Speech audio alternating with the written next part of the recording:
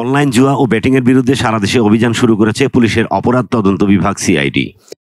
মঙ্গলবার সন্ধ্যায় ডাক, টেলিযোগাযোগ ও তথ্য প্রযুক্তি মন্ত্রণালয়ের জনসংযোগ বিভাগ থেকে এ তথ্য জানানো হয়। সাইবার অপরাধ দমন ও অনলাইন নিরাপত্তা নিশ্চিতে নতুন অধ্যাদেশ জারি করেছে সরকার। ইতিমধ্যে জড়িত 1000-এরও বেশি মোবাইল ব্যাংকিং এজেন্টকে শনাক্ত করা হয়েছে।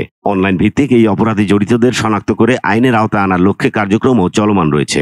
সাইবার সুরক্ষা অধ্যাদেশ 2025 অনুসারে অনলাইন জুয়া এখন শাস্তিযোগ্য অপরাধ। অধ্যাদেশের 20 নম্বর ধারায় বলা হয়েছে, কেউ যদি জুয়ার অ্যাপস তৈরি, পরিচালনা বা প্রচার করেন অথবা খেলায় অংশগ্রহণ করেন তাহলে সেটি অপরাধ। এর সর্বোচ্চ শাস্তি 2 বছরের কারাদণ্ড বা 1 কোটি টাকা জরিমানা অথবা উভয়দণ্ড। সংশ্লিষ্টরা বলছেন, অনলাইন জুয়া একটি সামাজিক ব্যাধি। বর্তমানে মোবাইল অ্যাপ, ওয়েবসাইট ও সামাজিক যোগাযোগ মাধ্যম ব্যবহার করে পরিচালিত হচ্ছে, যেখানে অংশগ্রহণকারীরা সহজে অর্থ উপার্জনের আশায় এই জুয়ায় আসক্ত হয়ে পড়ছে। এতে অনেকে আর্থিকভাবে ক্ষতিগ্রস্ত, আবার অনেকে একেবারে নিঃস্ব হয়ে যাচ্ছে। অনলাইন জুয়া ও ব্যাটিং কিংবা এ ধরনের কার্যকলাপে অংশগ্রহণ না করার জন্য বিশেষভাবে অনুরোধ জানিয়েছে সিআইডি।